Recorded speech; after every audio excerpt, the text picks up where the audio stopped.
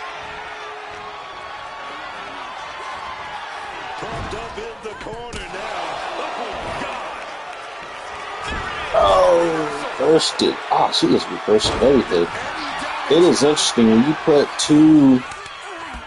Okay, well, they both have, I think, maxed out reversals and striking basically. So anything that's strike based or running attack, strike, she's going to reverse most of the time. And just look at how tight this grip is.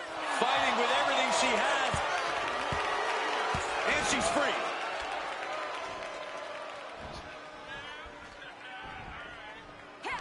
Popped up. Meteora.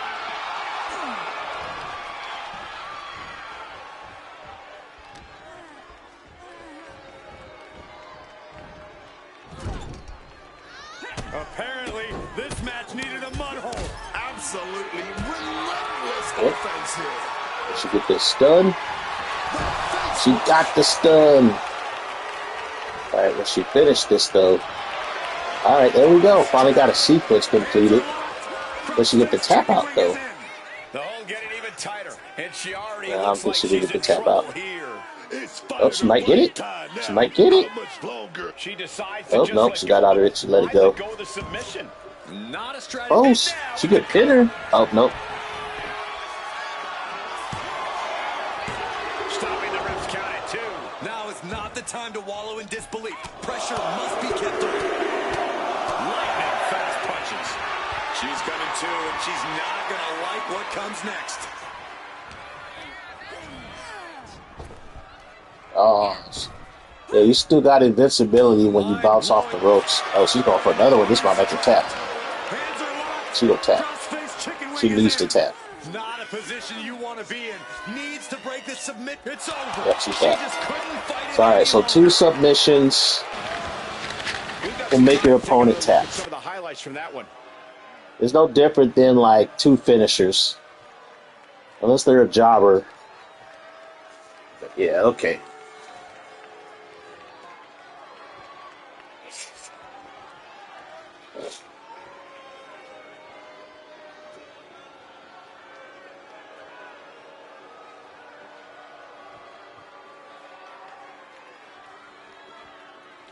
Here is your winner, the Anarchist,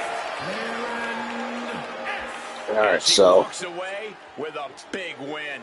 I'm going to upload the Baroness right now, put her up on Community Creations. It came to fruition.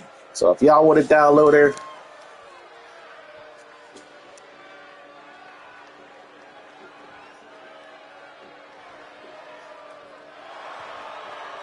it took like 2 months to finally get to give Blake Monroe her victory motion.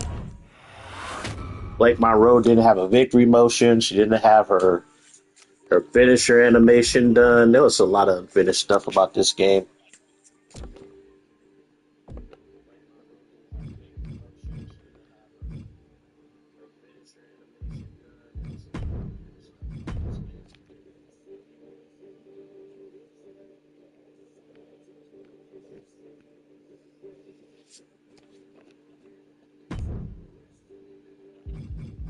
Here's my wrestlers that got shadow banned off the servers. They uploaded these wrestlers like the first month.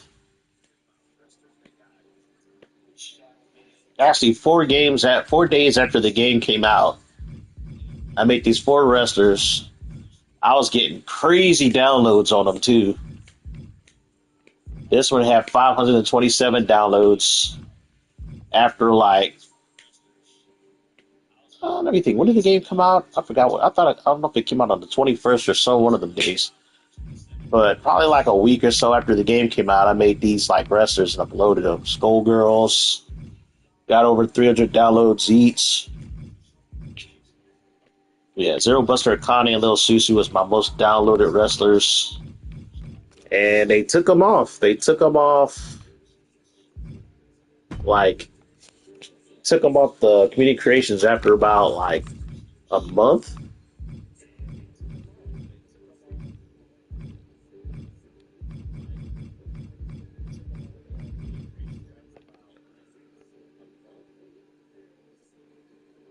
All right, now here's the thing. I know there's another issues.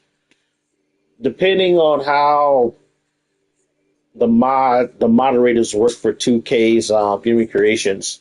I've been noticing issue that sometimes you try to upload a created wrestler, or say it uploaded, but it didn't get uploaded to the servers. And half the time it's due to your crowd signs, but we'll see how it goes.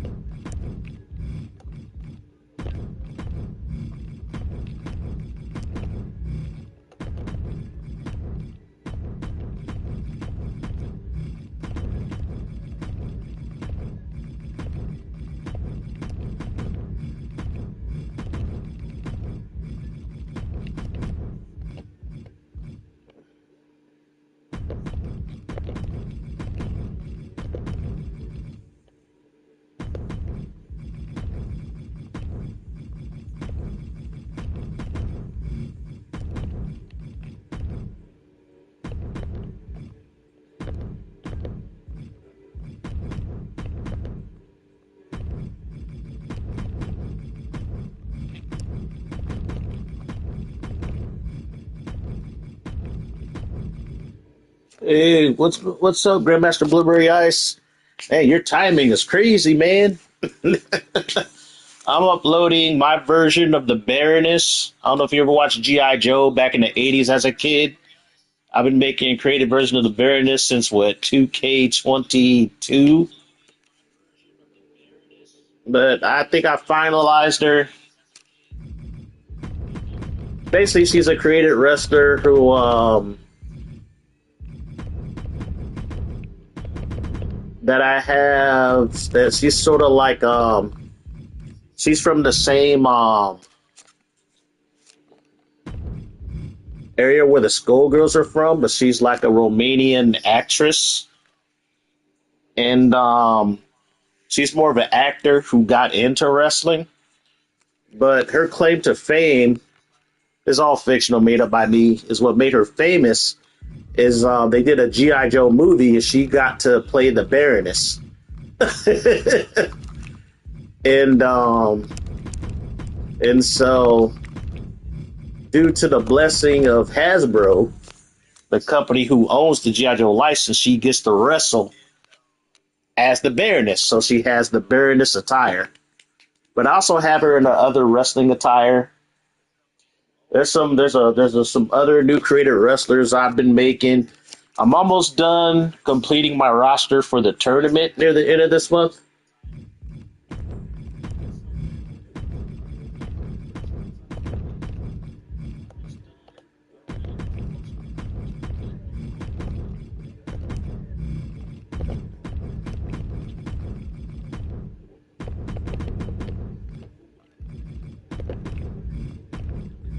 But yeah, I've made I'm gonna have, I'm just trying to debate on what tag teams I want to use. I think I got enough tag teams as far as I got enough single wrestlers I'm gonna use.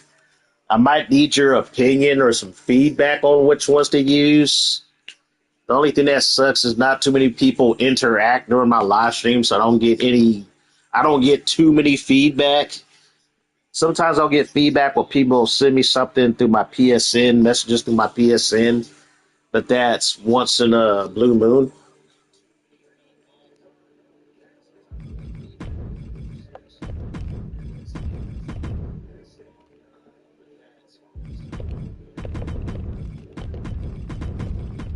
So she doesn't have a full move set. I just got through testing.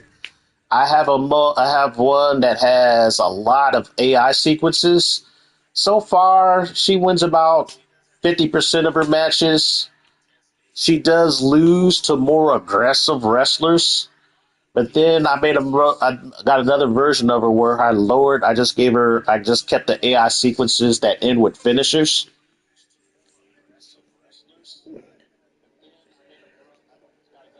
People show up on my live streams off and on. I think the most I ever had at once when I'm doing my 2K26 is probably like 5 or 6. And it's like the only people that interact with me is probably my buddy Meek and you. And I think I get like 2 others. Like some will stop by, they'll just say hi. That's about it. They don't stick around too long. They'll come say hi, how you doing?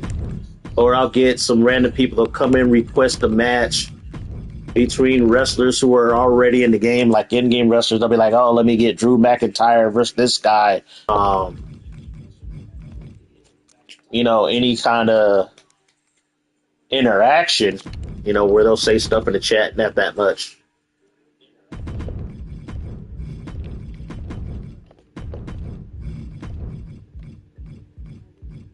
I'm gonna try to keep her up as long as I can. I know they're gonna be having another update soon, probably in another week or so before they drop the new ringside pass. I'm not gonna have her up for that long because I know that's when I'll have the freaking moderator sweep through the community creations, and I don't want to risk getting my shit banned. But yeah, I'm gonna upload her. I also want to show you my version of Chun-Li. I need your opinion. I tried to make her look how she does in the game, but some of the parts don't look right. Because I give my women like thighs and ass, and some of the attires, since they're 3D attires, they don't mold over the body morphing that well. But let's see if Baroness will get uploaded first. I did keep her crowd signs on her. But let's see if she pops up on the servers.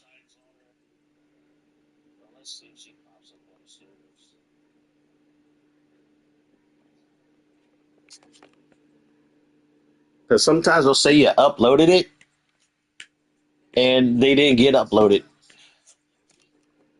But the best way to check, I don't know, it might end my live stream if I do it that way.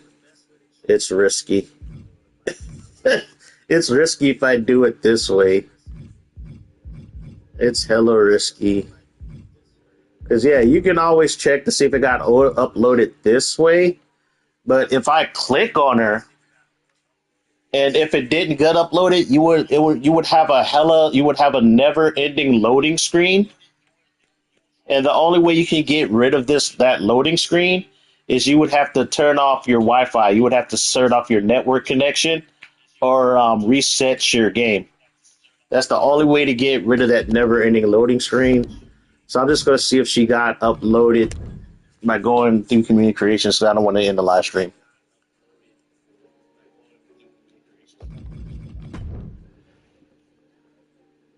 Let's see if she got uploaded. Like I said, crowd signs, I don't know, they got some kind of weird, funky bots in this game. They have automatic AI bots moderating content.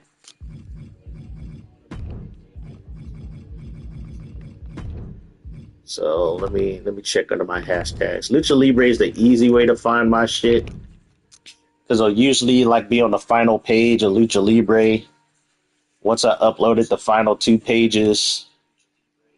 You could also look under sexy.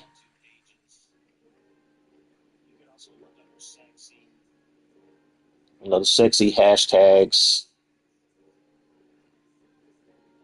Man, it's taking forever to load. My Wi-Fi is kind of slow. It's weird because it's like hella late at night. It should be this damn slow. All right, so she's not on page 13.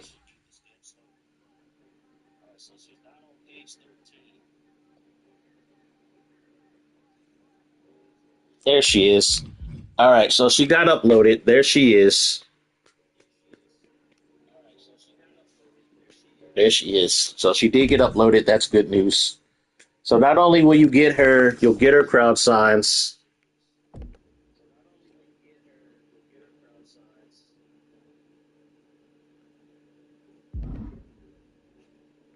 All right, so she's uploaded. All right, so now I'm going to show you what else I've been working on. Alrighty. The mods are weird. I do kind of have it to where I know when they start to do a sweep on community creations, it's usually before a major patch. You know, usually before a major patch and before they release DLC, and then they'll also do another sweep like maybe 2 weeks after the major patch and after DLC will come out. That's when I noticed the moderators will do their sweeps on community creations.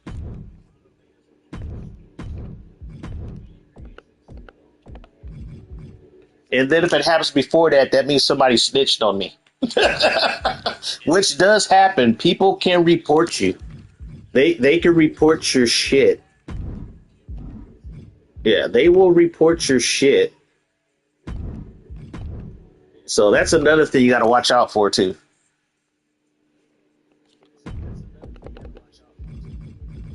Like I said, I think I might have like a few fucking snitches who are subscribers to my channel because I noticed over the past few weeks that some of my 2K26 videos have gotten some. I think one got partially blocked for some reason. I'm like, why did he get partially blocked? And then I think a couple had age restrictions. Like a couple of my 2K26 videos got age restricted, like 18 plus. I'm like, what the hell? I'm like, that has never happened with my stuff, with my wrestling content. That has never happened. It's like, granted, I will get some due to music. Like, I will get those little copyright claims due to music. I will get those. Those I can understand. But no, the age restrictions? Never had that on my wrestling videos. Not until recently. Which is crazy. Yeah, so here's my interpretation of Chun-Li. Like if Chun-Li was a wrestler. I think she came out decent. These are all in-game assets. I used all the in-game images. You know, I try to get her with her usually kind of like her split open kind of dress kind of thing she wears.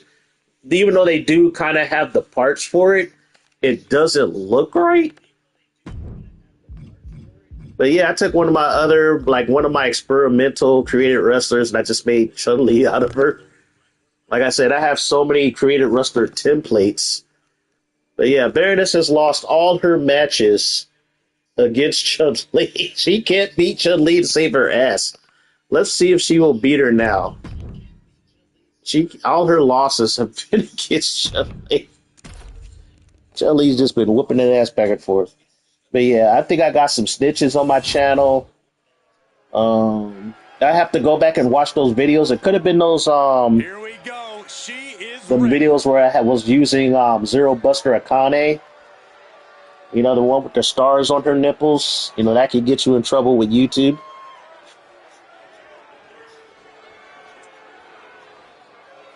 But yeah, I don't know if you're familiar with like G.I. Joe, the 80s cartoon. Even, you know, that's where I got the Baroness from. I gotta have the Baroness.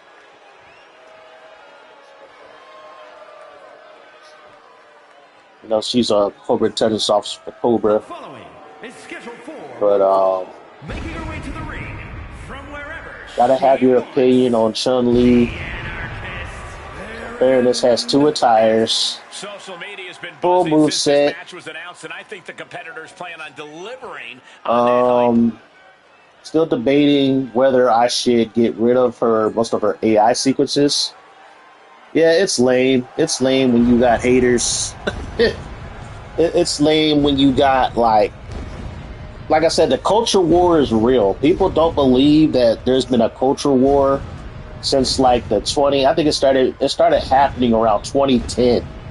That's where you started to see the roots of the culture war. It started way back in 2010, and then it got really bad between like 2014 up to around like 2018 was like peak culture war.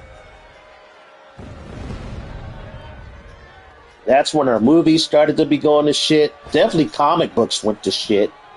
Comics went to shit. Now you're seeing it with video games. Why do you think companies been making these games like Concord? They made the recent God of War games with a female protagonist. Has nothing to do with God of War. So it's like everything became, what do they call it? What's the term used? I know they want to say it's woke. It's not really woke. It's more like social pandering. They call it DEI, called diversity, equity, and inclusion. When they just started to put women, what do they call people from the LGBT community and stuff in video games in mass over the past like decade. They've been race swapping characters. So yeah, it started with as they got into comic books. It's like you now notice that Sony owns 80% of anime distribution in the country. They own Crunchyroll. They even started censoring anime, in terms of how they're English dubbed and subtitled. Because they're too afraid to offend people. People are caught up in their feelings. So it's like all our entertainment has become ass because people are afraid to offend people.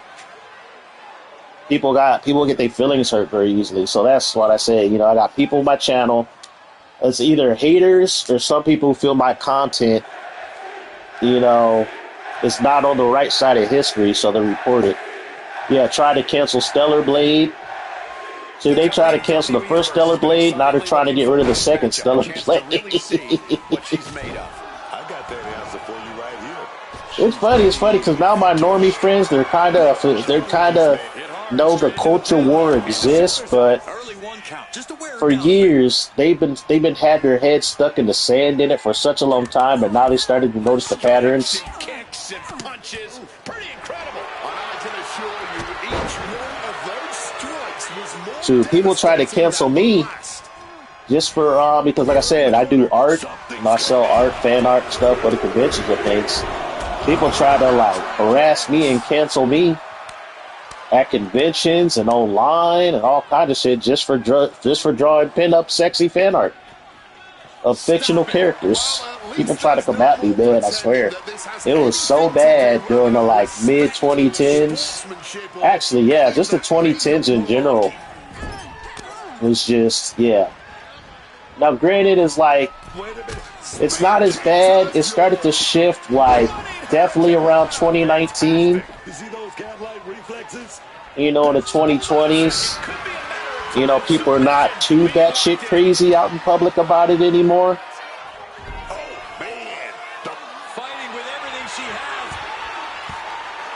Yeah, what do you think of Chun-Li? You can tell looking at her that that's supposed to be Chun-Li, so I did half the battle. Wrenches the arm. Like if Chun-Li was a wrestler. I don't think Chun-Li would come out in the full kind of skirt, whatever, if she's wrestling. Because like I said, they could be grabbed, they can be pulled on. I think she probably wouldn't wear it in a wrestling match. She got the thigh, she got the Chun-Li ass. Well, Chun-Li really didn't have ass until Street Fighter 6, though, to be honest. I don't know if you play Street Fighter 6. They even gave the female characters ass. Chun-Li got ass physics. She got boob and ass physics in Street Fighter 6. Yeah, Baroness cannot keep up with this speed. It is too much speed. Baroness can't compete with all this speed. That's why Chun-Li is just whooping her ass right now. Lift off. You gotta be kidding me. Oh, she hit it with the flips. Crushing impact on the outside. Kids, do not try that at home.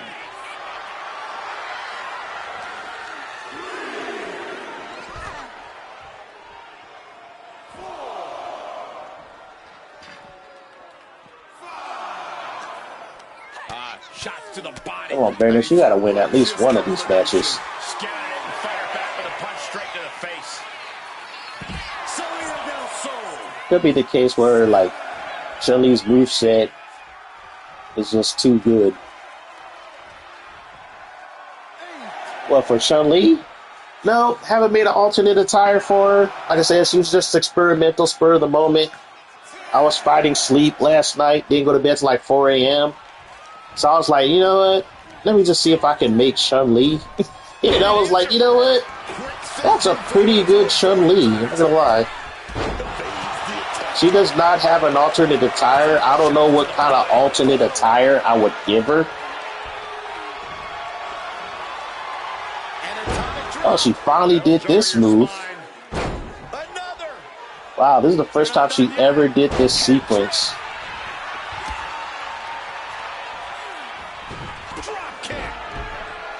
Okay. And now the shoulders down. This might be it. Strong kick out late into the match. Not even a one count at this point. I don't know what kind of alternate attire I would give her. Maybe I could put the skirt on her and change the hair. That would probably be it. But like I said, it's like, with the skirt on, it's not bad. It's just not good.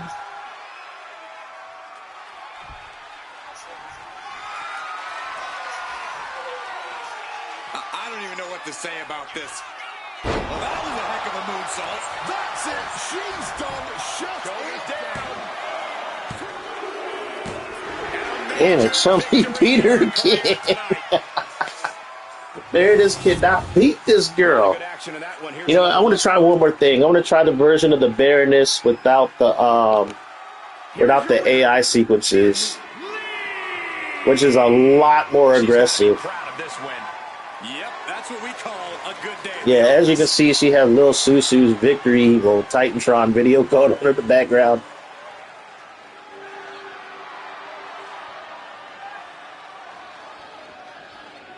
But yeah, let me use the other version of the Baroness that didn't have all the AI sequences. But like I said, sometimes too many AI sequences will screw up. A wrestler.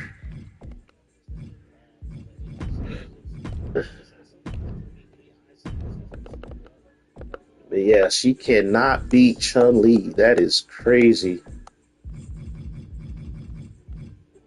Okay, so this is the one that doesn't have the AI sequence. So Baroness does have an alternate attire.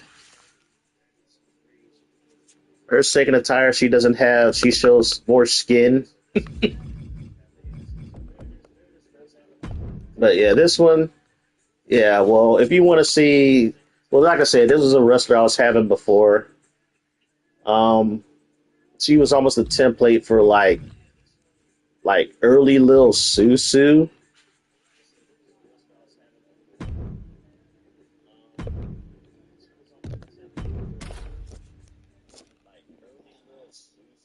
I was thinking about just doing like some blank created wrestlers with just different attires on them.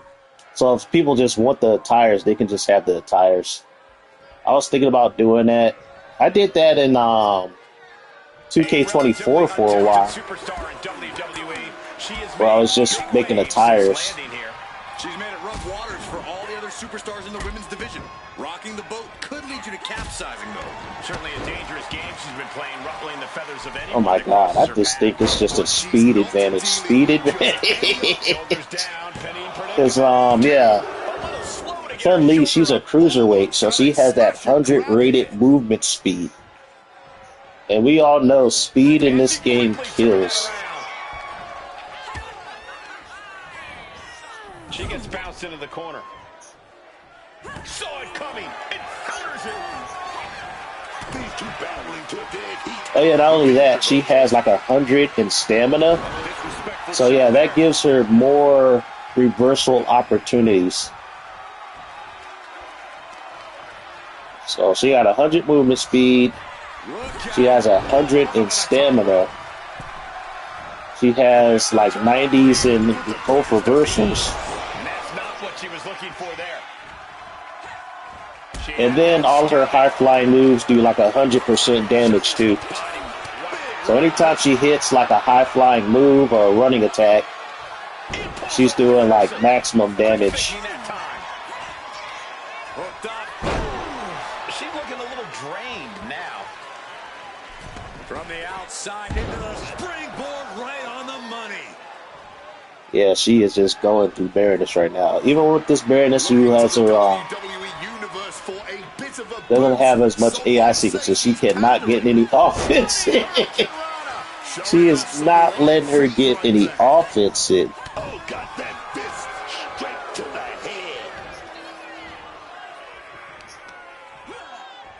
head. It's just total. If you want to see rush down offense in a wrestling game, you're seeing it right now. This is just an ass whooping. It's just pure, overwhelming speed and offense. It's a bad matchup. That's what this is. But yeah, I got a tag team partner for Grimthea. I think I'm gonna make them a tag team. I made another Native American wrestler to pair up with Diana Dynamite, so that can be another tag team. I also have the Bonsai Babes. So yeah, that's one. Let's see, 1, 2. Wait. Skullgirls, Bonsai Babes. I got the Maids. I got the Skullgirls. I got the Toxic Clowns. And I got the Native American squad. So I got 6 tag teams.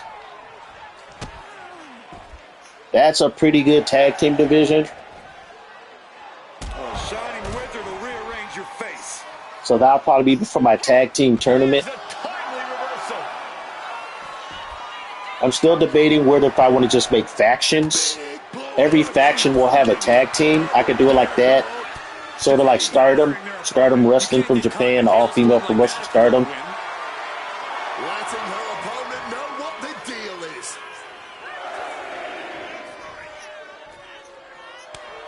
Okay, now she's rubbing salt in the wound. Okay, She is just taunting, man. a bit too far at this point. And then she get drop kicked to the back. Now here's the cover.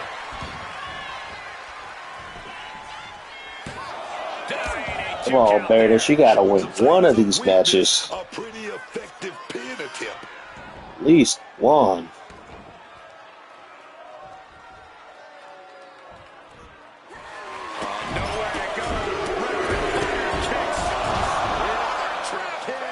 Oh, she about to go to Stink Face. Stink Face. Behind that attack. Stop it. Cutting her off in the middle of her little performance. That's what you have to do. Oh wow, she slipped out of it. And we've just witnessed what it means exactly to have adrenaline in your soul. Oh, she reversed it. Oh my. I prefer like Fire Pro Wrestling's modes, how they wrestle, where it's like early on you will not get any heavy grapples or heavy strikes in on the computer. It will reverse most of them because it's all about pacing. You know, you want to start out with your light attacks and stuff like that, and as the match goes on, you know, as your opponent wear down, you know, then you can start doing your bigger moves and stuff like that. And I feel because this game, since 2K14 has a comeback mechanic, where anytime the wrestler gets in the deep orange or the red, they'll start to reverse at a higher rate. So it's good to build drama for matches, like especially main event matches or whatever. But it's horrible, especially in this game, since the reversal rate is so high, where it's like, it sucks when you see your wrestlers set up a perfect spot and they can't finish it because the finisher will get reversed. And you're like, motherfucker, And it's like right when the match is ending, and it's like they set up the perfect spot, and then the opponent reverses it. And you're like, damn it. That was, oh, it would have been such a good finish, but no, the computer had to reverse it. And you can bet she is about to let everyone in the locker room know just that. It's even like that when you play the game. It's like, even when you play against the computer, you set up for the perfect spot, and it gets reversed. You're like, fuck. It's like, yeah, you appreciate it when it happens, but it doesn't happen that often unless you're like playing the game to take advantage of the stun system, which is how 2K wants you to play the game, where you just abuse the stun system. But it's like, nah, you know, I want my signature to stun you, then I want to beat you with the finish. But sometimes, like half the time, your signature moves don't even stun unless it's hella late in the match. Then you're like, okay, now I get the stun.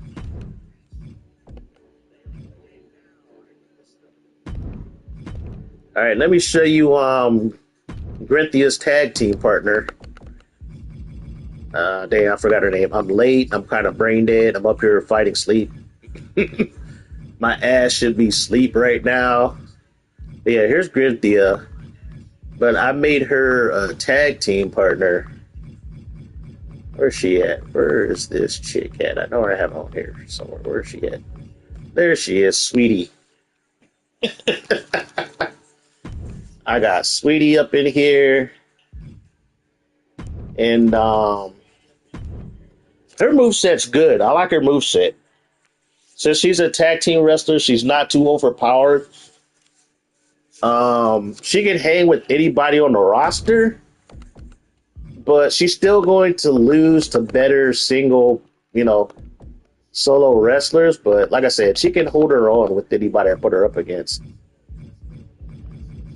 And then here's my final version of this is the version of Fanny Bomb I'm working with. This is her final version. So this is Fanny Bomb that's going to be in the AFED. So I have to re-upload her. I changed her name to Hannah.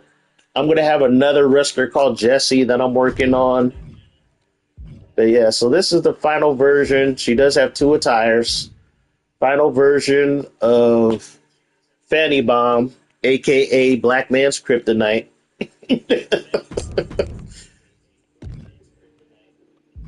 So, this is the final version of her. Version I'm going to go with going forward.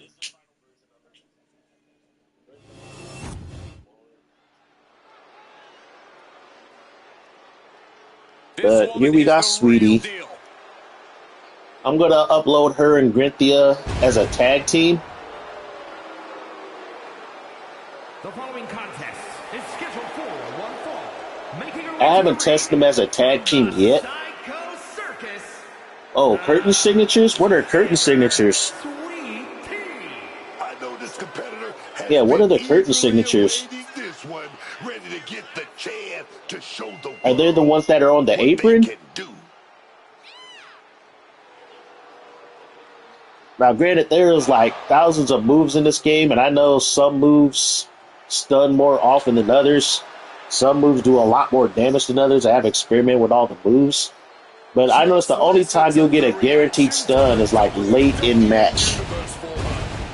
Now, granted, there are some moves that I know that give you a stun like right off the bat.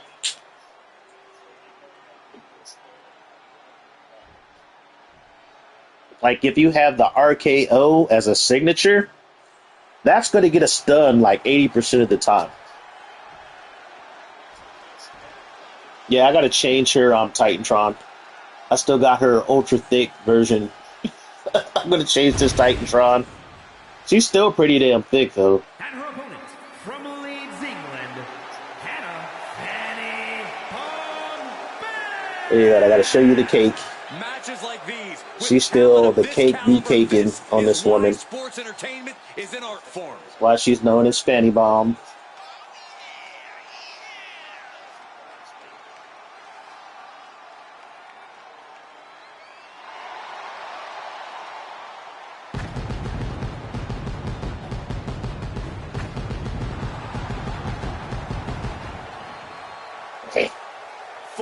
this now. She's been preparing mentally and physically for this match. It's go time now.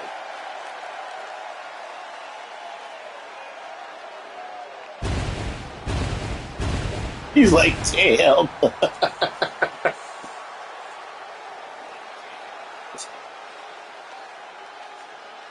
So basically, her story is she's actually she's related to Donna B from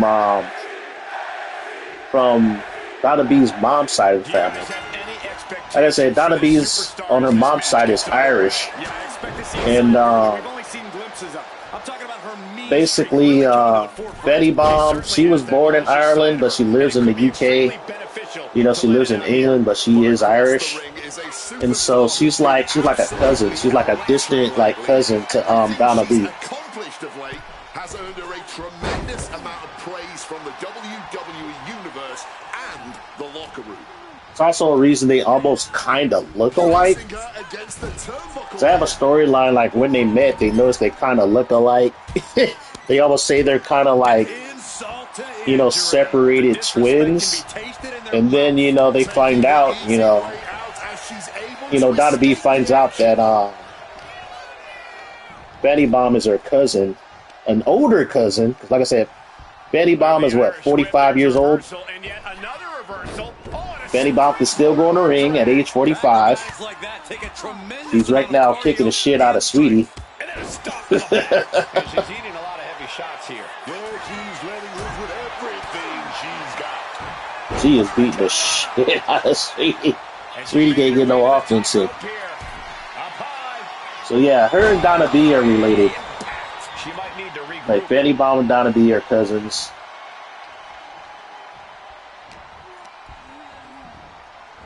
Scattered that one. Able to turn the tides in her favor here.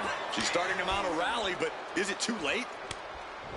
But I do like Sweetie's moveset. It's very violent, very sadistic. Look, right now she's just kneeing her in the cooch right now. Big knee to the groin, man. And there's no other way to say it, fellas. That is going to hurt for a long time. Dodges out of the way.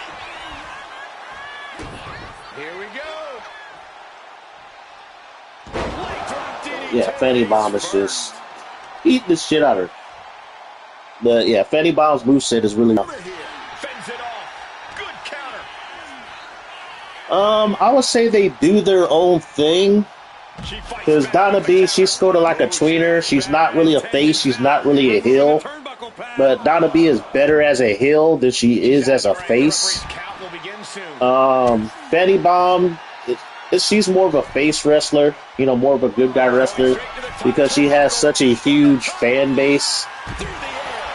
And her personality, you know, who she is, she works better as a face wrestler.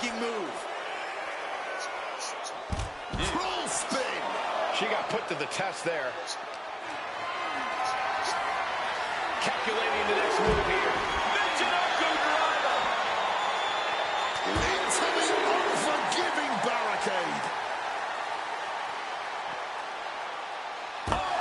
It's like Betty Bomb and Donna B have wrestled against each other. Their matches are very highly competitive, and I think Betty Bomb does have the edge due to experience. Betty Bomb is what, 5 years older than Donna B. And goes back into the ring here. A display of will.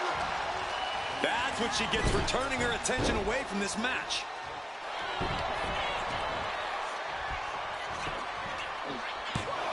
It's just due to experience, really. Due to experience and Framing the picture. She's about to get nasty. yeah, I think that's just what it is. That because That'll jar your spine. Betty Bomb has she has maxed out in reversals, and she's faster, so that's what gives her the edge over Donna B. But Donna B, when she gets her offense started, she will beat the shit out of Fanny Bomb. But right now, Sweetie has fought her way back into this match. Stirring up, but she has no idea what's about to come her way. Oh no, Fanny Bomb with another reversal.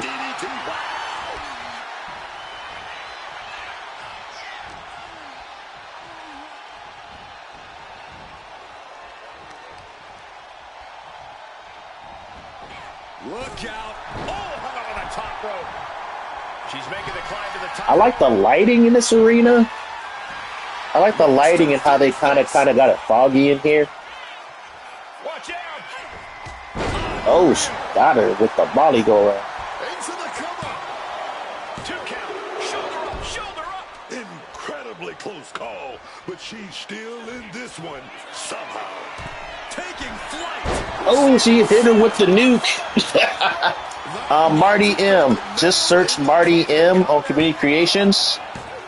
It'll be Prince Marty. Look under his, and he made it this modded arena. These ladies put on quite a show. Here's another gander. I can show you where to look, so that way it'll be much easier for you to find it. But yeah, so she beat her with the nuke. I call that finisher the nuke. Basically, Fanny Bomb just literally just jumps off the top rope and just lands on you full both ass cheeks and caves in your chest. She hits you with the nuke. You know, her ass is a bomb. Just wow, just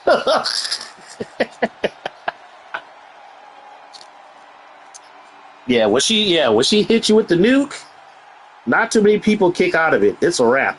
It's a wrap when she hits you with the nuke. Oh, you found them? Okay. That was an impressive match all around. And here is our winner. Have all the fun you want, but at the end of the day, this is what it's all about. Winning and making money. In that order.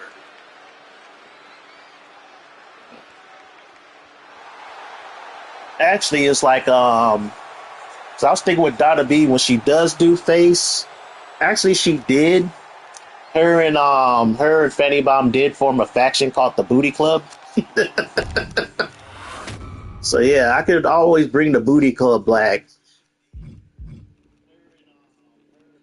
It was her, it's Donna B, Fanny Bomb, Lil Susu, and some other people who were part of the Booty Club.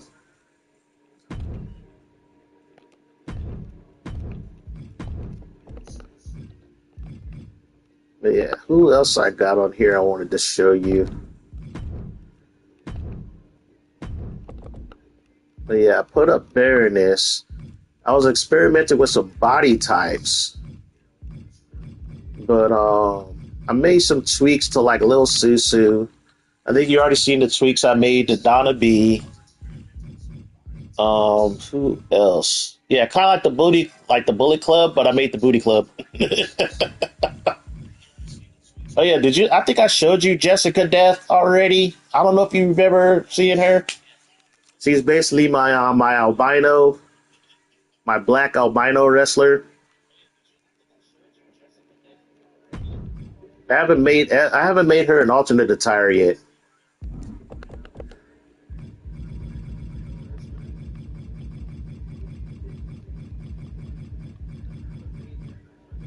Here's my other Native American wrestler that I'm going to pair up with Diana Dynamite. Jade Jones.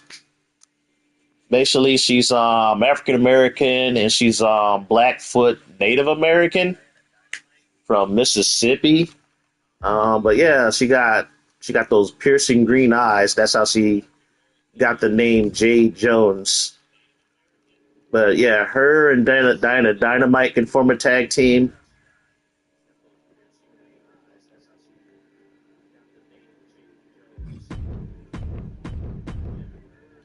Let's see, who else do I have?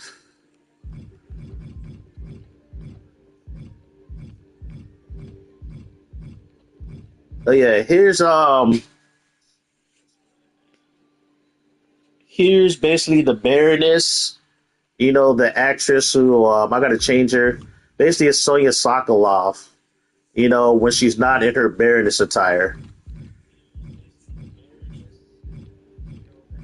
And then I have, oh yeah, that's right. I don't know if you've seen these. These are the basically, let's see. So I got Kei Kobayashi. She's a part of the Bonsai Babes with her and Lucy Suzuki. So Lucy Suzuki is basically the aunt of Star Suzuki, of Linda. That's her aunt. Kei Kobayashi is the mom of Lil Susu.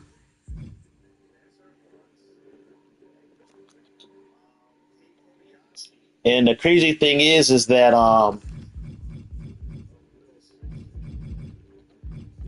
and then you have the other extension of the family, which is Saiko Yamashita. She married Lucy's brother, which is Star Suzuki's uncle.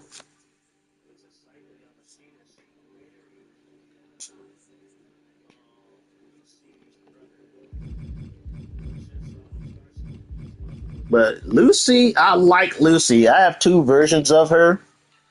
I have what she is now, older wrestler. And I made a younger version of her, back in her prime, wrestling like in the late 90s, early 2000s. But this is her now. She got two attires. I'm going to be uploading her. Actually, her moveset is legit. I love her moveset. The only problem is she can hang with anybody on the roster. She always seems to wrestle better against the top wrestlers. I know I got a lot of MILFs. I do. I do got quite a few MILFs, ain't gonna lie. I got some older wrestlers on my roster, but that's Sexy Libre, It's Sexy Libre. They do got a lot of old heads that are like, older women who are paving the way for the younger generation. Jay Jones is young. Diana Dynamite is young. But as far as the Japanese wrestlers, like the Suzuki family is so big that it's like wrestling runs in the family. So that's why they have so many different like people out of their family into wrestling. It's like all the women are attractive. So it's like you're either going to get into modeling or wrestling.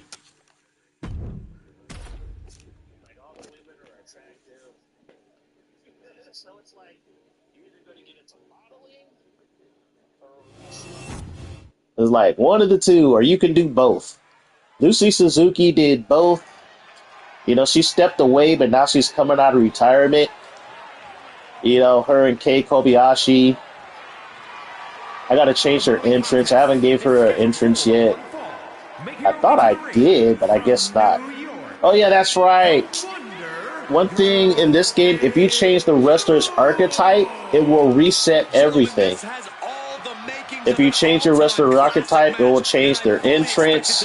It will reset their attributes. The only thing it won't change is the moveset. No, actually, it does change the moveset too. It does change. It changes everything. It resets everything.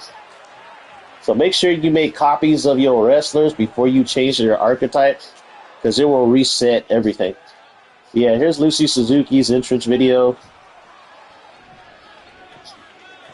And like all the Suzuki women, they got big asses.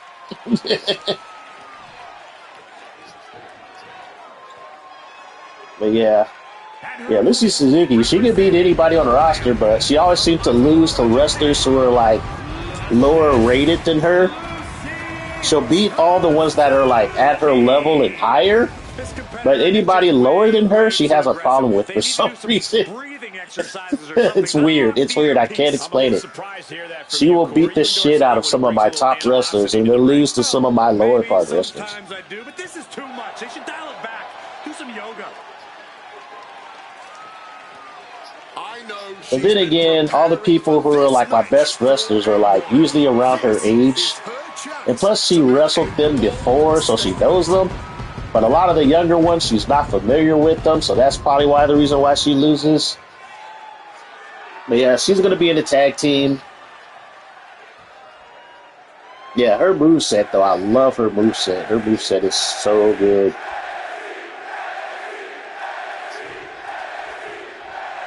There's no messing around whenever we see her in the ring. Direct and Hit hard, straight into the pin. 2. She slips out of the pin before 3. She's obviously still in this thing, but you just know. I wouldn't be surprised if she lost to Jade, though. Like I said, she always loses to people who she should be, but it's crazy. But right now, Jade is going and putting in work. She manages to reverse it. But I think it's more of a speed thing. I think anybody who's faster than her, she's going to struggle against. Put into the corner. What could be next? Stops that offense from connecting. She's in a predicament here. But yeah, pretty much like Lucy Suzuki and Kei Kobayashi, they're the ones who set the standard for Star Suzuki and Lil Susu. Like, you'll see they'll have like similar moves, but that's because they got it from their moms. They got it from their aunts and their moms who trained them. So the funny thing about like Star Suzuki, she didn't know, but she was adopted. Linda was adopted because her mom died, and her dad didn't want to raise her. So she got put up for adoption, and so an African-American family adopted her and brought her to the United States and raised her. And then she didn't find out till later that, you know, she has an aunt, you know, Lucy Suzuki, and then she found out that, you know, a good chunk of her family are into wrestling. And then she got into wrestling, so Lucy trained her. She could end it here. She kicks out with authority. Because I was thinking about making them a whole faction. I was going to make, also Zero Buster Akane is a part of that family line as well. Because, Psycho Yamashita is the mother to Zero Buster Akane. Face first in the turnbuckle.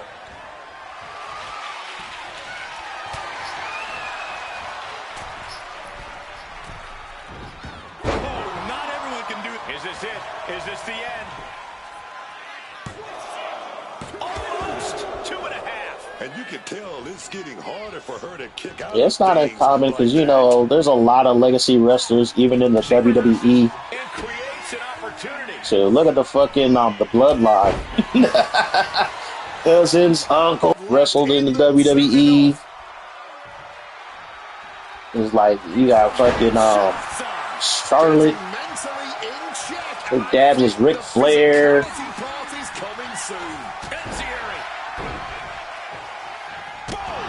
for coming.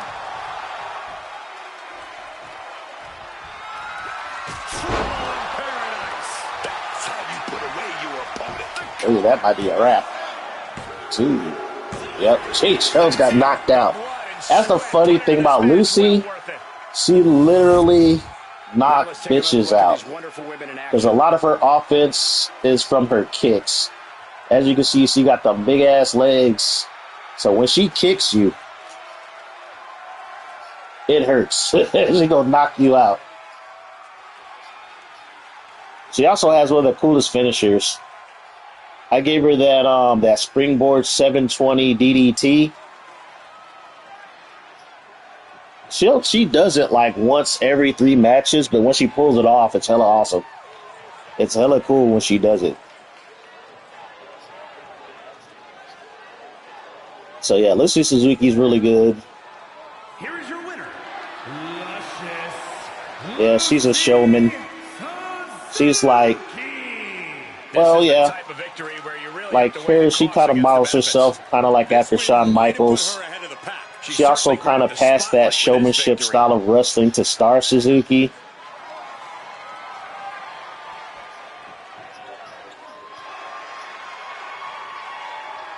Ooh, she got busted open. She got blood all over her face. And then the wrestler that scares me, that could possibly dominate my universe mode if I made her a solo wrestler, is Kei Kobayashi, which is basically Lil Susu's mom. Because Kei Kobayashi, she can go in the ring. I mean, like, her offense is crazy. And I made her moveset by accident. That's usually the best way to make wrestlers, is when shit happens on accident. So yeah, she even sometimes tag teams with her daughter. You know, she got her own little maid outfit, but she's gonna be a part of the Bonsai Babes, so she's got this attire. She's gonna be teaming up with Lucy.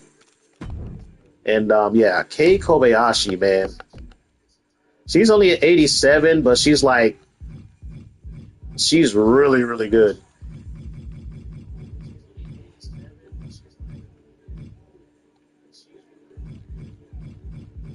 Let's see. And so, yeah, here I updated little Susu.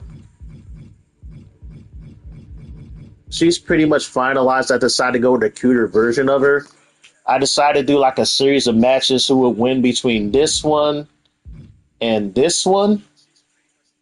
And the funny thing was, the lower rated one won more often.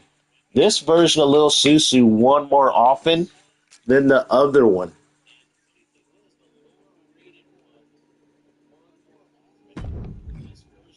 Yeah, and I gave her like an alternate attire based on her mom's attire for Lil Susu. Because this version of Lil Susu is a lot more cuter. A lot more cuter.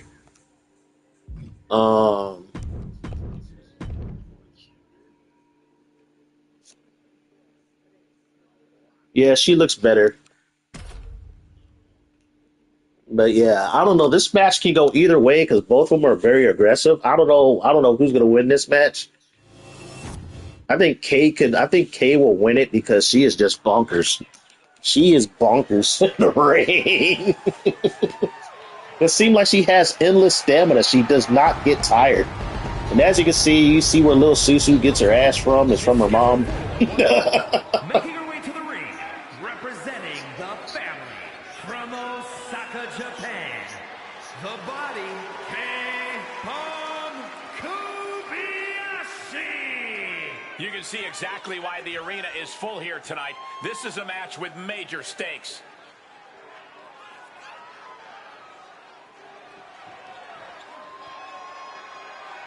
So yeah, you're gonna have like basically the Suzuki kind of clan is going to have, let's see. Actually, they're gonna have like, let's see, the Bonsai Babes is the main team. There's Zero Buster Kane, and there's Sake Yamashita. So that's like 5 or 6 wrestlers just in their stable.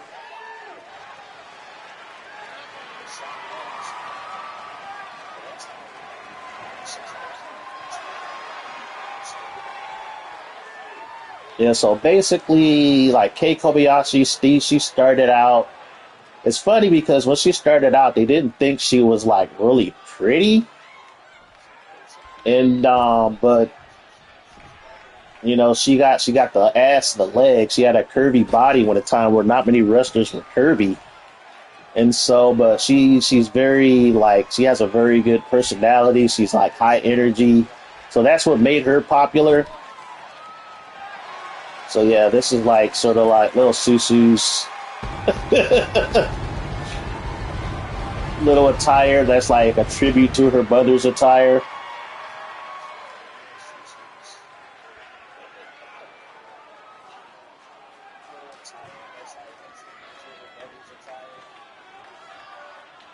But yeah, I gotta reduce her height. For some reason, she's a little bit taller than she is. I need to bring her back down to 5'4".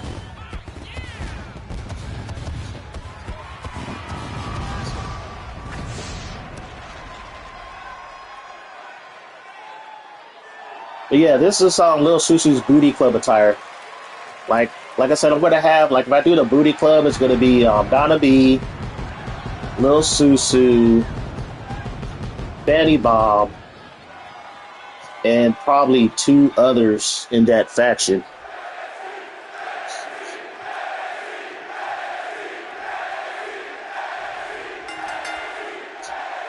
There's the bell, and this is the one we've all been looking forward to. It's always a treat when you get to see a superstar like her. Yeah, this is another modded arena from Marty M. This is a pretty good arena. This is the TNA Impact Arena. It has a working tunnel. To put on a show. At her opponent's expense, no doubt. And she's going head-to-head with an intimidating opponent. This is someone who others try to avoid getting in the ring with. She's got the skills. She's got the physical abilities. Yeah, I could also probably put yeah, I might put Kei Kobayashi in the Booty Club as well. But she'll probably have like a whole different attire. Oh dear, taking a page out of the Michael Cole playbook. Knees up, got the knees up just in time.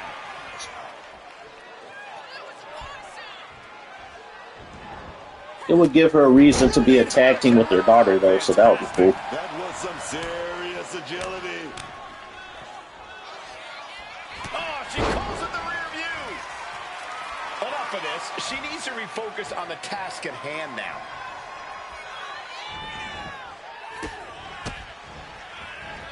Rights and lefts, elbows, knees, all of them lethal. And with an onslaught of strikes like that, it's clear. Yeah, the crazy thing, I think Lil Sushi is probably the only one that could like hang with Kei Kobayashi when it comes to just energy and going all over the ring. Because like I said, it's just crazy. Right now, they're kind of slowing each other down. Kick to the midsection for the steam. Oh dear, taking a page out of the Michael Cole playbook. A twerk and a moonsault. You really gotta be. Yeah, lastly, they have a lot of personality in the ring. A lot of taunting. A lot of high flying, springboards. Yeah, they are just constant energy. They do not run out of stamina. It's crazy. Now, granted, if you're using them, they will run out of stamina. But when you watch them in simulated matches, they don't seem to run out of stamina. These girls do not get tired. Oh, that is so disrespectful. Just put your ass in the mom's face. That sadly does get results. You can't even breathe during or after that. Getting put against the turnbuckles. Look at this rush of strikes. Sustaining that many blows might have knocked something loose. I will say this about Kei Kobayashi. She does have some power type grapple moves in her moveset.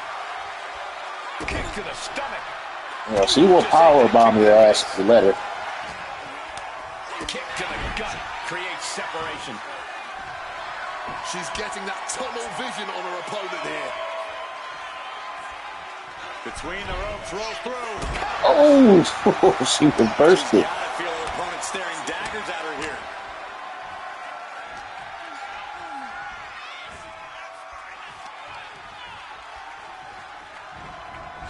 Look out. Oh, hung up on the top rope. Adrenaline pumping. Here she goes. Top rope. This could do it. Here we go. Directly Yeah, into let's the probably go there. She kicks out at one. Might need to change up the pinning technique here if you want to keep your opponent down for the count. Oh, sharp elbow.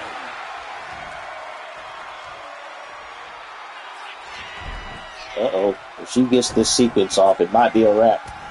I don't know. I seen Kay kick out of 3 finishers, though. I think Kay can kick out a lot of finishers. That's why she scares me. Climbing up those ropes. If I make her a solo wrestler, she might beat like majority of my roster. A leg drop. She's been slowed down yet again. Yeah, but there's still a path to victory in this one. Yeah, the only reason that Kay That can make didn't win a lot of championships, she won quite a few tag team championships, but no solo championships. Because like I said, like promoters felt she was ugly. And you know, in Japan, you know, they want the women to be hot and cute and stuff like that. They felt she was too average looking. and another. Even though she's like probably the best wrestler on the roster. Kicks. And now she's making it to the top rope. Uh-oh, Lil Sushi's in trouble. Wow. just a flattening She nailed that sequence perfectly. Left after that. Oh, she kicked out. somehow mustering the strength to kick out at the last second. I don't know if there's more frustration or desperation in the ring now, knowing that you've tried to end this and failed. The Shining Wizard.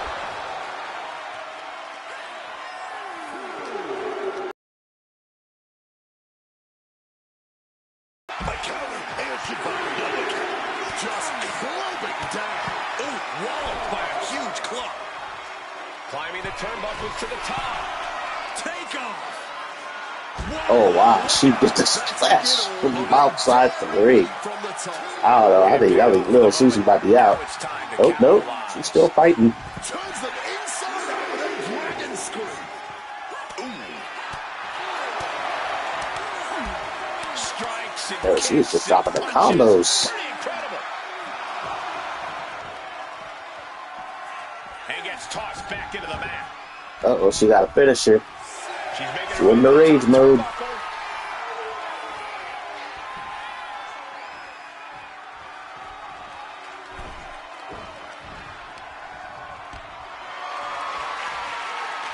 This is a situation you want to avoid.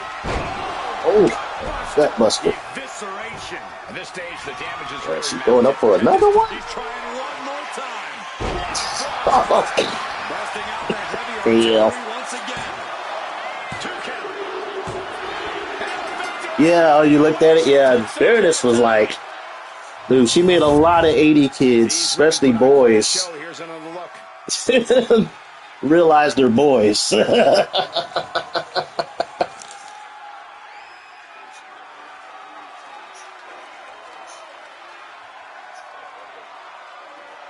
She got that far Eastern European kind of Russian accent. She in that black outfit, got the glasses, look like a sexy, like S&M barbarian, like librarian.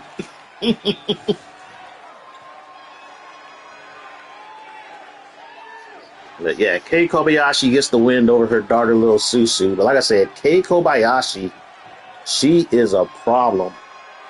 I think if I made her a solo wrestler, she would win quite a few belts as a solo wrestler. Her moveset is just that good. Even though she's only like an 87, but she's sort of like Fatty Bomb. Fatty Bomb's only an 87, but Fatty Bomb could beat the shit out of you too.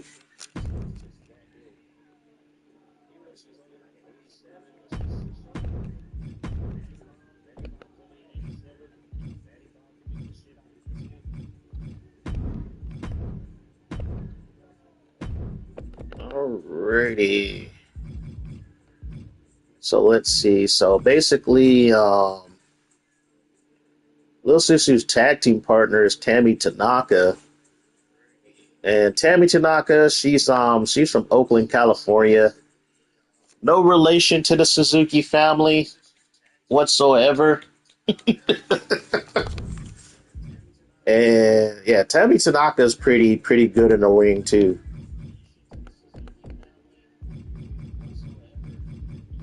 But this is another work in progress wrestling. I was trying to make a wrestler based off of Saints Row, so I got her in the whole purple thing. Her moveset is pretty good. But I think the only disappointment of the night was the fact I tried to give some shine to her, but she got her ass kicked by Fanny Bomb. No, who did she lose to? She didn't lose to Fanny Bomb. She lost to somebody else, but she got her ass kicked. Her moveset's pretty good though, but she just got overran. She just got wrecked. But yeah, so as far as like my roster, it's getting finalized. I'm getting there. It's all about who I want to keep. I haven't did a thing with Diana Dynamite in a while. Actually, I think I might have to tighten up Dinah Dynamite. Her moveset is good, but there is some inconsistencies with her moveset that I'm not happy with. But her moveset is solid for what it is. And then I got my girl Wildcat Akira here.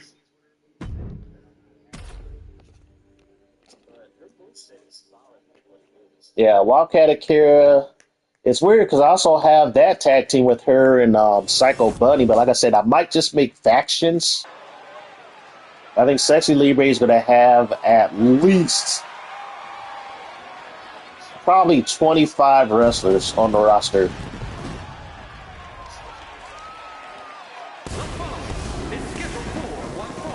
So I might have to do matches where they have 6 matches an episode, 6 to 7 matches per show, just to see if I can get majority of the roster. I don't want to speak too early, but with competitors like this one, this match has all the makings of an instant classic.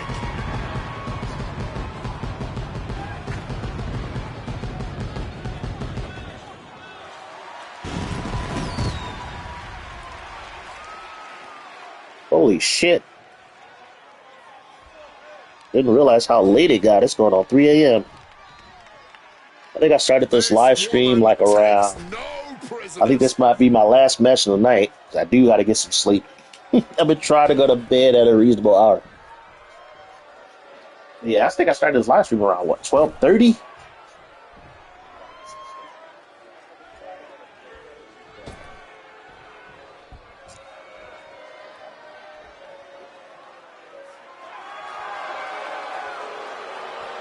And her opponent, from every man's nightmare, luscious Wildcat Akira.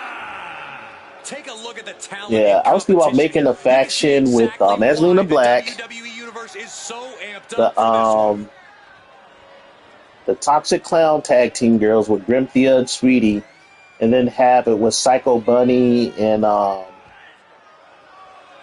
Akira. But then I was like, okay, maybe I might have that. I might just have Psycho Bunny and what's her name be like just their own separate little like tag team. I might make my faction, might make one other wrestler to fit into this faction, and that will be their own faction with Psycho Bunny, Wildcat, and somebody else. The company this competitor keeps are all upstanding citizens. But then it's like, as far as Angelina Black, will be Angelina Black, Jessica Death, and then the Toxic Clown tag team. That would be a faction. Oh shit, she's going right to a submission. Got her in that arm lock. Nice. Looking for escape, and she gets it. Crucial counter. Recoil. Hard and straight into the pin. There's two. Real close. Too close for cover. Close to putting this one So away. I'm gonna see if I can do like. I uploaded there this night. I was thinking about doing Chun-Li, but like I said, I don't have alternate attire for her. Incoming. But I was thinking about uploading some more of my updated wrestlers. But like I said, it's risky, Delivers an axe handle. but I would have to do it like She is enjoying this. Total confidence. either this week or next week, and it'll probably be only for a few handful of days before I take them off.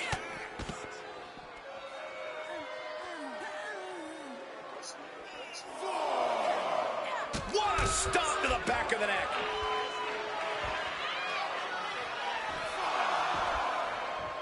A stiff blow to the back of the head. These attacks taking their toll on her a little. I think the only issue with Diana Dynamite is she doesn't. Her reversal rate is fair. It's not as high as some of the other wrestlers, but she makes up for it with damage. Like Diana Dynamite's like damage is really good.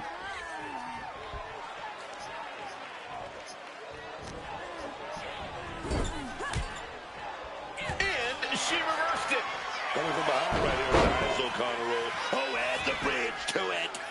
Fending off a 2 count there. I'm not surprised by that result. Could still be a ways to go here. But I think right now, Wildcat Akira has the speed advantage. And then the poison He is taking full advantage of it right now. Impact on the head. Nothing good about being on the She is receiving not end of letting that. Diana Dynamite get any offense in. She's going up now. Going up high. Drop those ready. Look out. Big time miss from up high.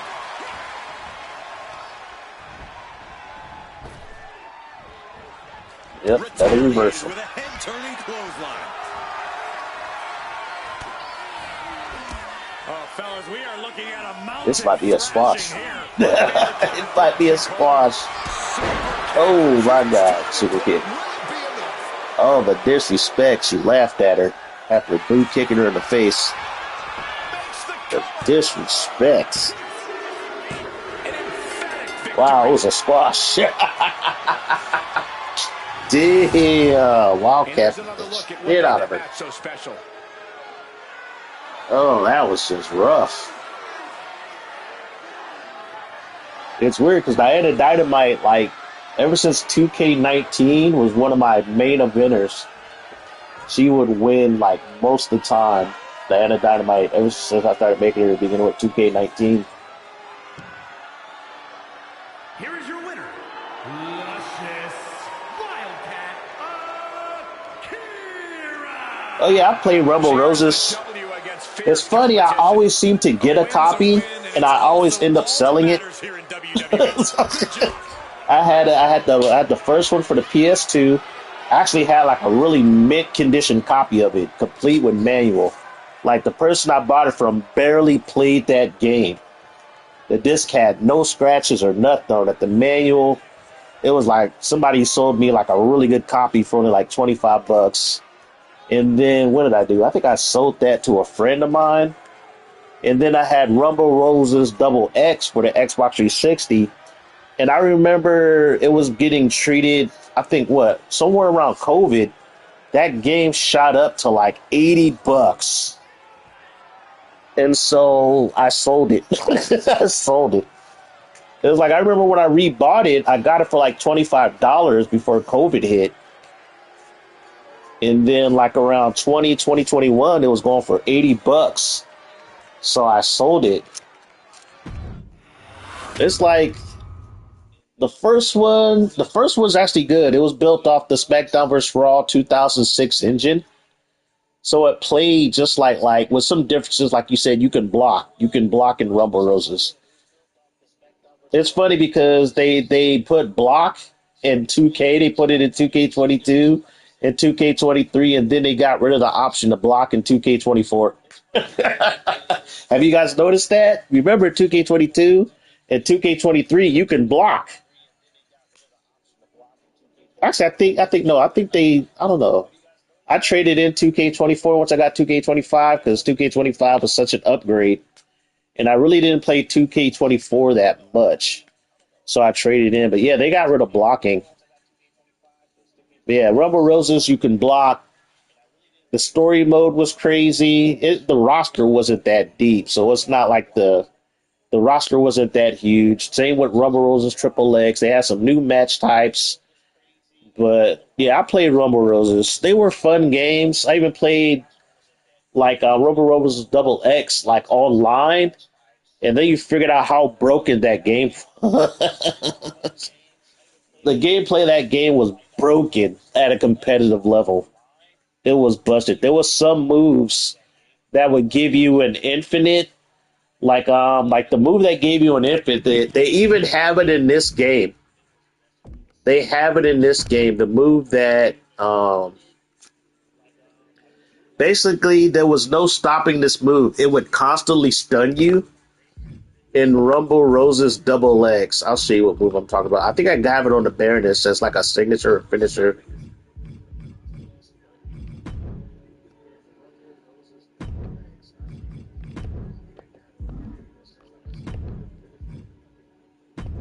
Let's see. Yeah, this move. The hat trick atomic drop. I remember Miss Spencer had it. She was the teacher. The teacher in Rumble Roses Double X. I don't think she did it 3 times. She would only do it once. But whenever she did it, it would stun you. And you couldn't reverse it. So anytime you face somebody use Miss Spencer online, they would do this move all the time. Like, the only way you could stop it, you would have to reverse it once they do it the first time. Once they get it off the first time, there was no stopping it. Yeah. The hat trick, like the atomic drop, that move was busted in Rumble Roses Double X. And then remember, when you played Double X, with any of the wrestlers, how you wrestle dictated their stats. You can change like their body types to make them do more damage, or for their striking or grappling. So anytime you went online, you saw these like thicker versions of like the wrestlers who did hella damage with their grapple moves. And it was like, yeah, at a competitive level, Rumble Rose's double X was broken. It was broken. I think the only way it wasn't broken if you played like a street fight mode, but there was even ways to break that mode of the game where it kind of played like a fighting game.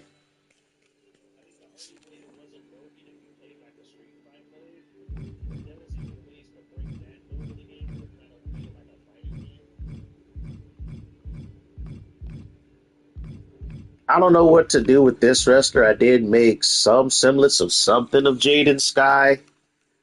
Um,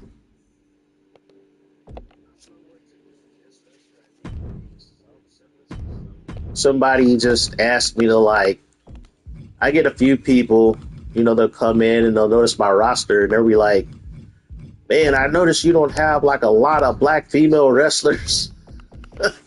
They're like, "You're black and you don't have a lot of black female wrestlers." And then one time I almost got in trouble. I was like, "Man," I said, "if you look at wrestling outside of some black promotions, there isn't a lot of black female wrestlers in reality." I said, "That's not a knock against black female wrestlers." I said, "That's just reality."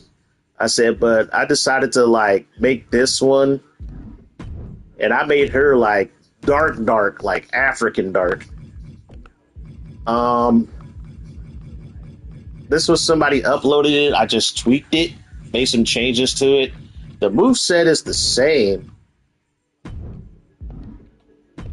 but I like her look. It's just about where she fits on the roster. That's like the only issue with it. I don't have no storyline for her or anything. This is somebody's like AI made image of the wrestler. I didn't make that image.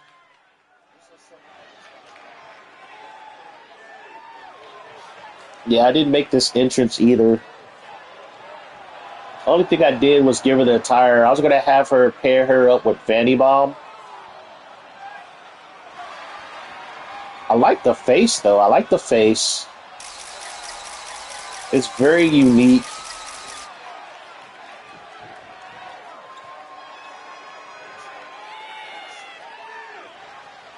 I was thinking about adding her to the booty club. Like I said, I don't know what to do with her on the roster. I was thinking about, like, since the person, when they uploaded her, they made it to where you can re-upload her. So it's like, I was thinking about just making her, just putting her up on, like, Video Creations, just say it's like just a free created wrestler template. You do what you want with her. You can just do whatever, create her into any kind of wrestler you want.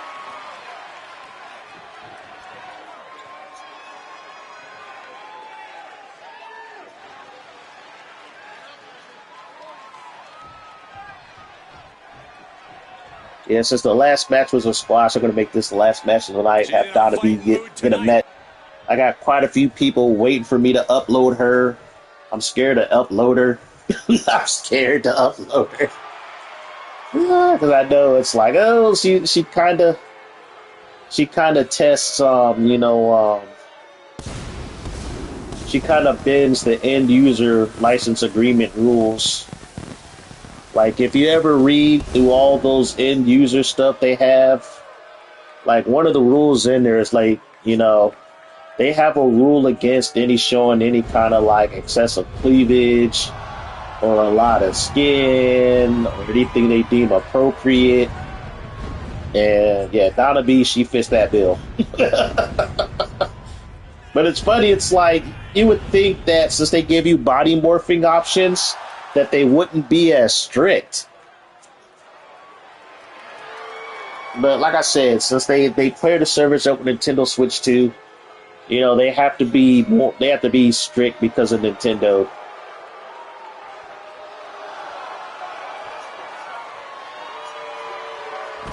But yeah, gotta re-upload Donna B.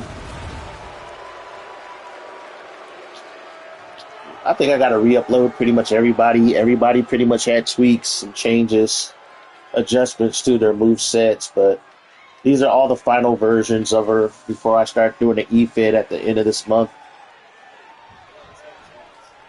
There's been a lot of talk about this woman and whether or not the hype surrounding her is deserved. We know she certainly believes so. That's what you gotta do. You gotta buy into your own hype if you want to make it in this business. But you also gotta come out here and do that work to just find something right to. Oh wow, Donna B took that punch personally. She no-sold it.